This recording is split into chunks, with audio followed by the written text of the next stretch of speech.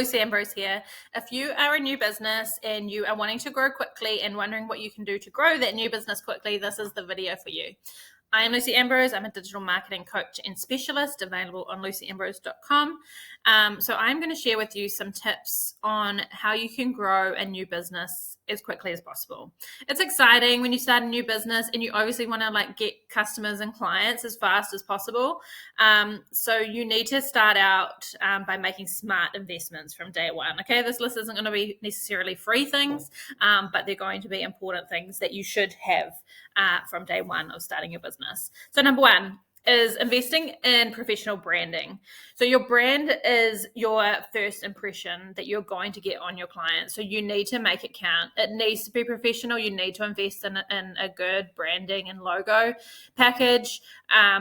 Your logo and your brand identity, you should have a professional logo, a consistent color scheme, brand voice, and just having everything really consistent and professional is going to build that trust, which is going to be important in generating sales and growing your business. Making sure that across all your mediums, you're using that branding, that logo, that messaging, the voice, all of that kind of thing across all platforms. Again, it builds your trust, it builds your credibility, and it's going to help to build your business. And also on that note is making sure that you've got a really consistent look and feel to all your social media platforms, your website, that kind of thing. So same colors, same look and feel. That's going to help to build the recognition and the trust.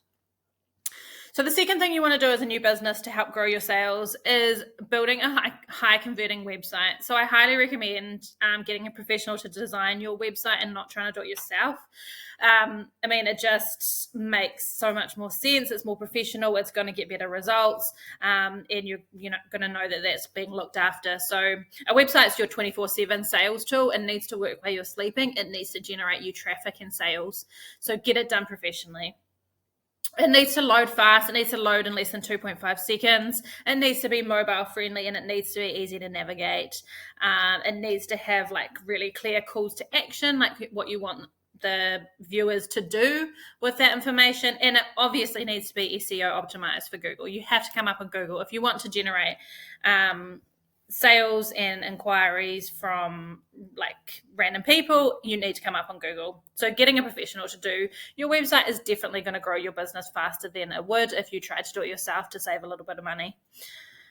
The third thing you can do to grow your business quickly is to run Google Ads. So Google Ads are a really good way of generating fast sales. You can start from as little as $5 or $10 a day on Google, but it is a really good way to get those leads and sales immediately. You can really get in depth with your targeting with Google Ads. You can really specify who you want to show those ads to and really get the most bang for your buck or return on investment when it comes to Google Ads, which means you can do it with just a small budget. It's really flexible, it's easy to control, and it's definitely worth looking into to get those quick sales when you first start a business. The next thing you want to do, number 4, is setting up and optimizing your Google business profile. So that's your free Google listing.